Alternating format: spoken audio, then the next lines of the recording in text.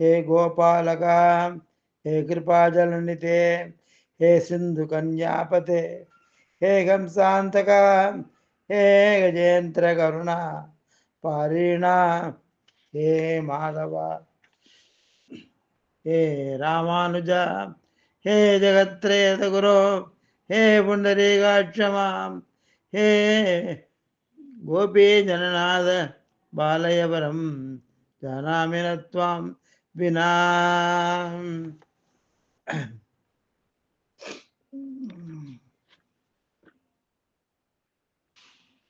ऐश्वर्यं जगशेषपुंसि कथितं सौन्दर्यलावण्ये ये रूपं यच्चहि मङ्गलं किमपि यल्लोके तदित्युच्यते तत्सर्वं दतीयमेव यदतः श्रीनित्यभेदेदवा यत्त्वा श्रीमतिद्रोदवसवा देवी प्रथमास्तु ते அந்நோயற்பதுவே ஆண்டாள் அரங்கிற்கு பண்ண திருப்பாவை உள்பதியம் இன்னிசையால் பாடி கொடுத்தாள். நற்பாமாலை பூமாலை சுடி கொடுத்தாளை சொல்லு சுடி கொடுத்து சுடக்கூடிய பாவை பாடியுள்ளவர்களாய் நாடி நீ வேங்கடவருக்கு என்னை விதி என்ற இம்மாற்றம் நாங்களவா வண்ணமேனல் ஆண்டாள் திருவடிகளே சரணம். சென்ற பாட்டிலே ஏற்ற கலங்கள் எதிர்வங்கி மீதளிப்ப மாற்றாதே பால் சரியும் வள்ளல் பெரும்பசுக்கள். அவன் மாதிரியே வள்ளலா இருக்கிறது பசுக்கணும். இந்த வள்ளலுங்கிற வார்த்தையை ராமாயணத்துல நிறைய இடத்துல கம்பர் பிரயோகம் பண்ணியிருக்கிறார். ராவணன் முதல்ல தோற்று ஓடிய போது முதல் நாள் போரில் ஆளையா உனக்கு அமைந்தன மாறுத மறைந்த குடையாயன கண்டனை இன்று போய் போர்க்கு நாளை வாவன் அழுகிறன் நாயிலங்கமையின் வாழை தாவூரு கோசல நாடுடை வள்ளல் அப்படின்னு நிறைய இடத்துல வள்ளலுங்கிற வார்த்தை. பூர்வாச்சாரியர்ல வள்ளல் வடக்கு திருவீதி பிள்ளை 2 திருக்குமாரர்களை கொடுத்ததுனால அவருக்கு வள்ளல் வடக்கு திருவீதி பிள்ளை மனவாள பெருமாள் நாயனார் பிள்ளை லோகாச்சாரியார். அது மாதிரி வள்ளலா இருக்கிறான். அந்த பசுக்களும் வள்ளலா இருக்கிறது. ஒரு காம்பை பீறி விட்டுட்டா போரும், குடத்தை மட்டும் நீ எழுப்பி கொண்டிருக்க வேண்டியதுதான். அப்படி செல்வம் பெருந்திய ஊருக்கு உடையவருடைய தங்கையே நற்செல்வன் தங்காய் அப்படி என்று போற்றி பாடுகிறார்கள். ஏற்ற கரங்கள் எதிர்வங்கி மீதளிப்ப மாற்றாதே பால் சரியும் வள்ளல் பெரும்பசுக்கள் ஆற்ற படைத்தான் மகனே. அவனே கிருஷ்ணனே ஊற்றமுடையாய் பெரியாய் உரையினில் தோற்றமாய் நின்ற சுடரே எல்லாம் விழிக்கிறார்கள். சென்ற பாட்டிலே மாற்றார் உனக்கு வலுதலைந்தின் வாசற்கண் ஆற்றாது வந்து நடிபணியுமா போலே நாங்கள் அபிமானமற்று இருக்கிறபடியே சொல்கிறார்கள். இந்த பாட்டில் என் பள்ளிக்கட்டிற்கீழே சங்கமிருப்பார் போல் வந்து தலை பெய்துவோம் என் அரண்யாரக சேஷத்துவத்தை தாங்கள் வந்திருக்கும்படி பேசுகிறார்கள். அங்கண்மா ஞாலத்து அம் என்று அழகை சொல்லுகிறது. கண் என்று விசாலமான பரப்பை சொல்லுகிறது. அம் என்றதால் போக்கியங்களும் கண் என்றதால் போகஸ்தானங்களும் மா என்றதால் போக உபகரணங்களும் மிகுந்திருக்கிறபடியை சொல்வதாக கொள்ளலாம். அங்கண்மா ஞாலத்தரசர் அந்த பூமியின்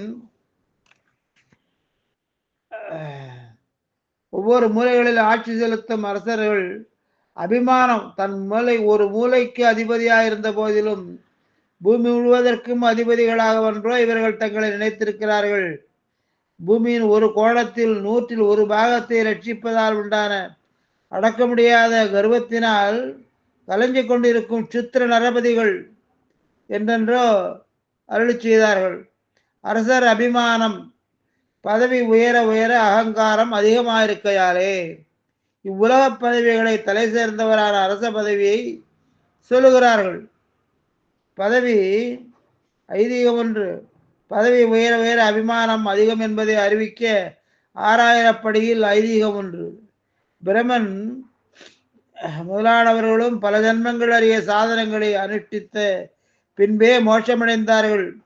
இந்த ஜென்மத்தின் முடிவிலேயே மோட்சம் என்று சொல்லிக் கொண்டு சிலர் கட்டுச்சோறு கட்டி கொண்டு திரிவது எப்படி என்று பட்டரை ஒருவன் கேட்க அதில் அனுபவத்தி ஒன்றுமில்லை.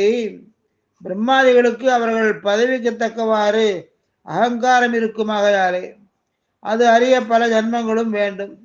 இவர்கள் இயற்கையிலேயே தாழ்ச்சியை உடையவர்களாயாலே அதிகமான அகங்காரமற்றிருப்பவர்களாய் அவன் கை பார்த்திருப்பவர்களால ஒரு ஜென்மமே போதும் என்று நினைத்தார்.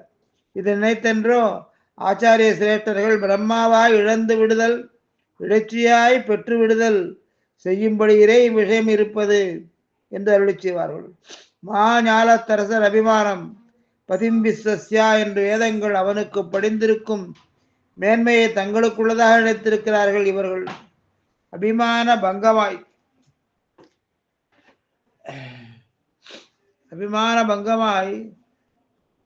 அந்த அகங்காரம் அழியப்பெற்ற ராஜ்யம் நாப மகாவியாதி அசித் சர்வ வினோசனா சிகிச்சை செய்ய முடியாதாய் தீராததாய் இருக்கும் வியாதியே ராஜ்யம் என்பது ஒரு நாயகமாய் ஓட உறவுடன் ஆண்டவர் கருதாய் கவர்ந்த காலர் சிதகிய பானையர் என்று ஞானிகளாலே அறிவிக்கப்பட்டபடியே தங்கள் பதவியின் தாழ்மையை அறிந்து அதில் அபிமானம் அற்று வந்து சேர்ந்திருக்கிறார்கள். ராஜ்யபாரத்தில் வெறுப்பு உண்டானவுடன் காட்டுக்கு போவது என்று ஒரு வழக்கம் உண்டு. அப்படி காடு வாழ்ந்து தெரியாமல் உய்யுமிடமான முன்னிடத்தில் வந்து நின் பள்ளிக்கட்டிற்கு ஒவ்வொரு அரசர்களும் சிஸ்டிர அரசர்களும் தோற்பது உண்டு. ஆயினும் அங்கன்மாயாலத்தரசர் அனைவரையும் தோற்பிக்கக்கூடியவன் இவனை அல்லது வேறொருவர் இல்லாமையாலே நின் பள்ளிக்கட்டிற்கு என்றார்கள். நின் என்றது எங்கேனும் வழிபறி உண்டால் ராஜாவின் வாசலிலே என்றோ கூப்பிடுவது. தமேஸ்வரானாம் பரமம் மகேஸ்வரம் ராஜாதி ராஜ சர்வேஷாம் என்கிறபடி அரசர் கசனாயிருப்பவன் இவனே என்றோ நின் பள்ளிக்கட்டிற்கீழே வெளியிலே எங்கேயாவது திரியில் எவராவது தலையில் முடியை சூட்டி நம்மை மறுபடியும் அகங்காரிகள் ஆக்கிவிடப் போகிறார்கள் என்று பார்த்து இவன் திருப்பள்ளியிலே கீழேயே குடியிருக்கிறார்கள். சங்கம் இருப்பார் ராஜ்யங்களை திருப்பி கொடுத்து மறுபடியும் போய் அரசாளுங்கள் என்று சொன்னாலும் வேண்டாம் என்று மறுத்து இவன் திருவடியின் கீழே திரள் திரளாக இருக்கிறார்கள். போல் வந்து தலைப்பெய்தோம்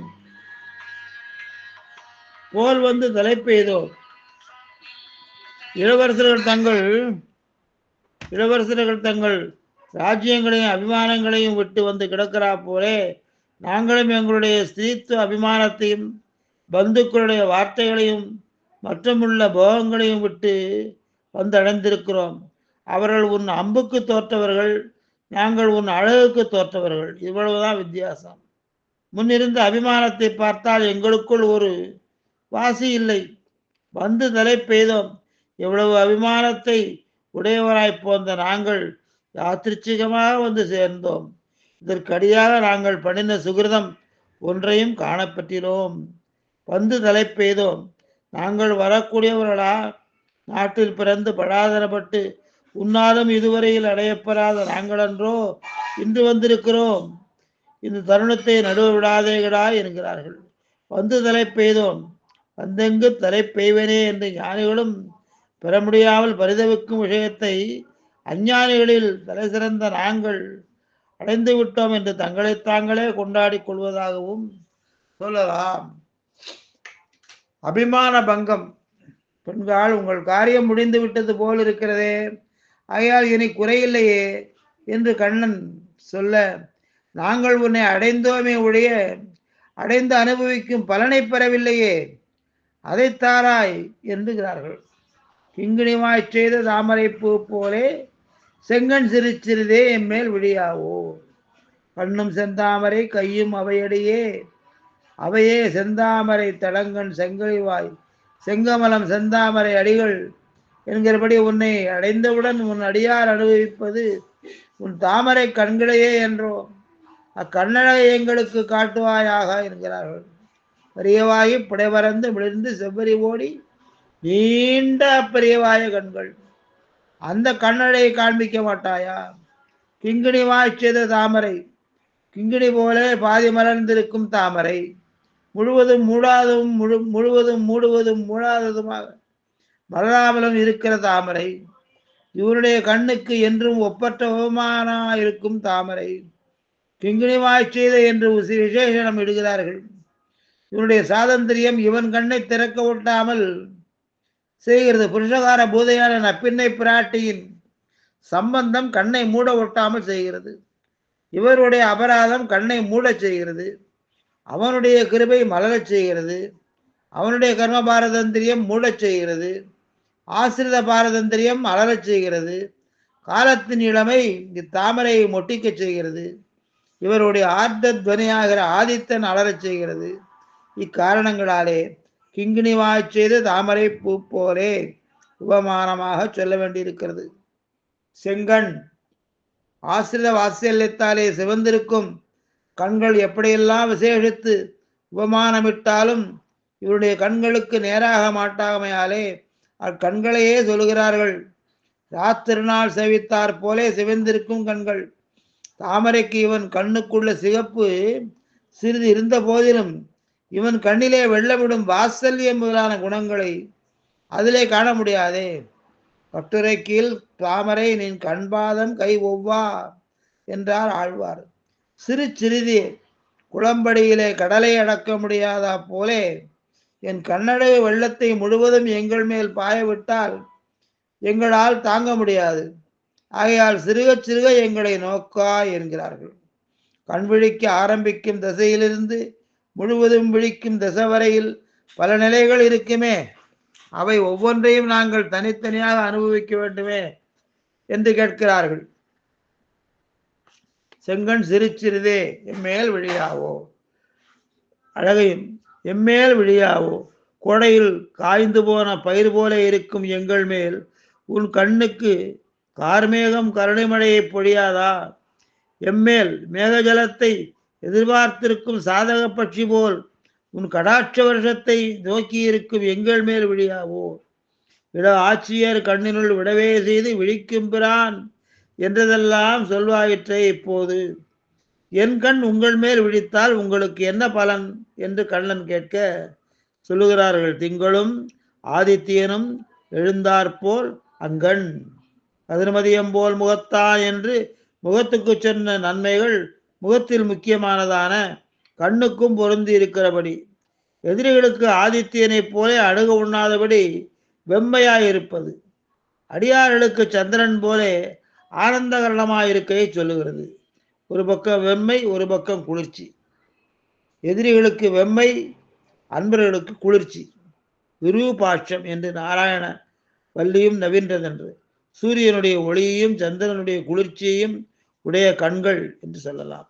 சச்சுஷி சந்திர சூரியவ் என்று முண்டக உபநிஷத்திலும், சந்திர சூரியவ் சச்சுஷி என்று ராமாயணத்திலும், சந்தம் சூரியவ் ச நேத்ரே சந்திராதித்யவ் சச்சுஷி இந்த மகாபாரதத்திலும் சொல்லப்பட்டிருக்கும் அர்த்தத்தை அறிவிக்கிறார்கள் என்றும் கொள்ளலாம். தஸ்ய சிந்தையந்தோ நேத்ராது தேஜஸ் சமவயன் மகது தட்சிணம் பகனிலங்காம் வாமம் தின சன்னிபம். அப்படி நினைத்து கொண்டிருந்த பகவானுடைய கண்களிலிருந்து ஒரு பெரிய தேஜஸ் உண்டாயிற்று. வலது கண் நெருப்பை போல் விளங்கிற்று, இடது கண் பனியைப் போல் இருந்தது என்று வராக புராணத்தில் சொல்லியதை அடியேற்றி சொல்லுகிறார்கள் என்றும் சொல்லலாம். வேதம் அனைத்துக்கும் வித்தாகும் கோதை தமிழ் என்கிறபடி வேதார்த்தங்களை எல்லாவற்றையும் தன்னுள் பொதிந்து கொண்டிருப்பதென்றோ கோதை தமிழ். திங்களும் ஆதித்யனும் தங்களுடைய விரகதாபத்தை போக்கடிக்கைக்காக, சந்திரனுக்கும் அஞ்ஞானமாகிற இருளை அகற்றுகைக்காக ஆதித்யனுக்கும் ஒப்பாய் இருக்கிறபடி